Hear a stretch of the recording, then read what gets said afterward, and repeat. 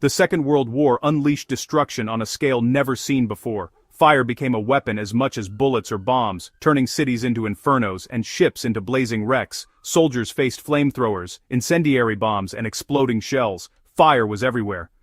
Tanks and planes loaded with fuel and ammunition could become deadly fireballs with a single hit.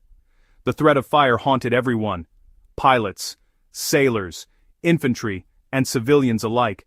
The psychological terror of fire broke morale and left lasting scars. Military leaders realized that protecting troops from fire was as crucial as any weapon. The quest to control fire became a battle in itself. Civilians, too, suffered as cities endured relentless bombing and incendiary attacks. Incendiary devices were designed to ignite homes and factories, crippling industry and spreading terror. Air raid sirens sent people scrambling for shelter, desperate to escape the rain of fire. The need for flame-resistant materials became urgent, a matter of survival for all. In this world ablaze, the search for a shield against fire began. The war's new reality demanded innovation, not just in weapons, but in protection. Every soldier and civilian needed hope that they could survive the next firestorm. The answer would come from science, industry, and a race against time. The story of fireproofing in WWII is a story of ingenuity under pressure. It's about the fight to save lives, preserve morale, and resist the elemental fury of war. In the end, the battle against fire was as fierce as any fought with guns, and it would change the world forever. Allied leaders faced a dire problem. Fire was claiming too many lives and resources. Incendiary bombs filled with thermite or magnesium rained down, igniting thousands of fires at once. Traditional firefighting methods were overwhelmed. Scientists in Britain and the US were tasked with finding a way to make fabrics fire-resistant. Uniforms, tents, and even aircraft wings, all made of flammable cloth, needed urgent protection. Early attempts at fireproofing made fabrics stiff, uncomfortable, or dangerously toxic. The ideal solution had to be effective, durable, safe, and easy to mass-produce. The pressure was immense. Millions of yards of material were needed fast. The devastation of the Blitz in London underscored the urgency. Firefighters battled nightly infernos, but the scale of destruction was overwhelming. Scientists knew their work could mean the difference between life and death. This was more than chemistry. It was a race to shield a nation. The search for a fireproof fabric became a top priority, driven by necessity and hope. Every breakthrough brought the Allies closer to turning the tide against fire. The fate of soldiers and civilians depended on their success. The breakthrough came from an unexpected chemical combination, antimony and chlorine. When applied to fabric, these chemicals created a shield that smothered flames before they could spread. The process: soak the fabric in the solution, squeeze out excess, then heat it to bond the chemicals permanently. The result: a fabric that looked and felt normal, but resisted fire. A spark would cause the treated cloth to char, not ignite, releasing a gas that suffocated the flame. Soldiers in these uniforms had a fighting chance against one of war's deadliest threats. The invention was kept secret, code-named, and rapidly scaled up for mass production. Factories churned out miles of treated fabric daily, transforming uniforms, tents, and more. This was a triumph of science and industry working together. The new fireproofing was quickly deployed across all branches of the military. It became a silent shield, woven into the fabric of war. The technology's impact was immediate. Lives were saved, morale was boosted. Soldiers could face the battlefield with new confidence. The secret shield, born in a lab, was now a frontline defense. The war against fire had a new champion. The Allies had found their answer to the fiery perils of modern warfare, and it would make all the difference. To understand this innovation, we must look at the fire triangle: fuel, heat, and oxygen. The secret coating removed oxygen from the equation, right at the fabric's surface. The key: antimony trioxide and chlorinated paraffin mixed into a solution and bonded to the cloth. When exposed to heat, the chemicals released a heavy gas, antimony trichloride, that pushed away oxygen. This suffocated flames before they could take hold. The reaction also absorbed heat, cooling the fabric and preventing ignition. The treated cloth might char, but it wouldn't burst into flames or spread fire. This elegant chemical trick turned ordinary fabric into a powerful shield. The science was simple but effective. Remove oxygen, stop the fire. Soldiers didn't need to understand the chemistry to appreciate the protection. The coating's real genius was its invisibility, safety without sacrifice. It was a quiet revolution in battlefield survival.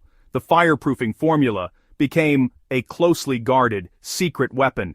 In the war against fire, chemistry was the Allies' greatest ally, and it changed the rules of survival.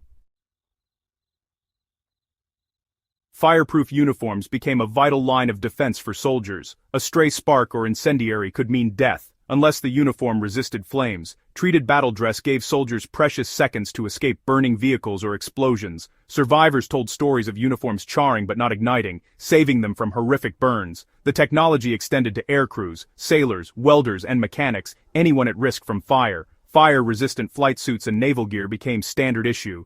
The coating was versatile, protecting a wide range of military roles. The psychological boost was immense. Troops felt safer, morale improved.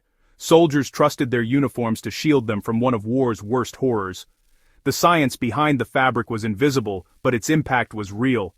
Fireproofing saved countless lives and prevented untold suffering. It was a silent guardian, worn every day on the front lines. In the fight against fire, the uniform became a soldier's best defense. Fireproofing wasn't just for uniforms. Tents and shelters needed protection too. Canvas tents, vital for barracks, hospitals, and supply depots, were dangerously flammable. Treating them with the same chemical shield made encampments far safer. Fires from stray sparks or enemy attacks no longer meant instant disaster. Field hospitals, supply tents, and barracks became much more secure. The process scaled up. Huge rolls of canvas were treated and dried in industrial ovens. The result: heavier, sturdier tents that could withstand the battlefield's fiery threats. Fireproof shelters saved lives, protected supplies, and gave commanders new flexibility. Science had transformed the humble tent into a fortress against fire. WWII aircraft, often made with fabric-covered wings, were highly vulnerable to fire. A single incendiary bullet could doom a plane, until fireproof coatings were adapted for aviation. The antimony chlorine formula was mixed into the dope used on aircraft fabric. If hit, the treated surface released gas to smother flames, buying pilots precious seconds. This innovation protected bombers, transport planes, and carrier-based aircraft. Even internal components like insulation were treated to slow fire's spread. The technology was crucial for planes like the Hawker Hurricane and Fairey Swordfish.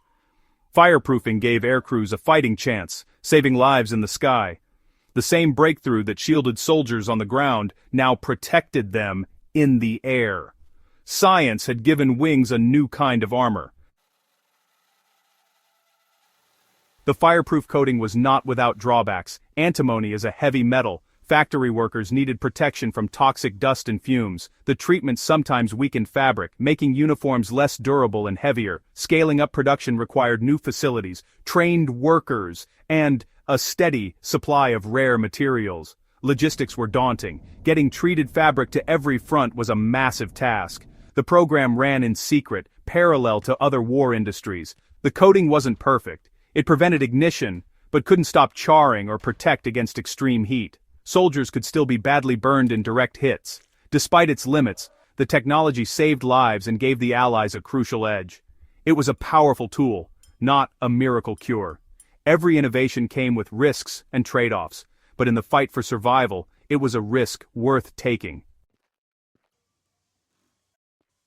The end of WWII didn't end the story of fire-retardant technology. The science developed in secret became the foundation for modern fire safety. Today, fire-retardant materials protect our homes, vehicles, and workplaces. The original antimony chlorine formula has been replaced by safer, greener alternatives. The goal remains: slow the spread of fire, save lives, and buy precious time. The legacy of wartime innovation is everywhere, quietly guarding us from disaster. One story from the war says it all. British commandos, trapped in a burning vehicle, survived because their uniforms didn't ignite.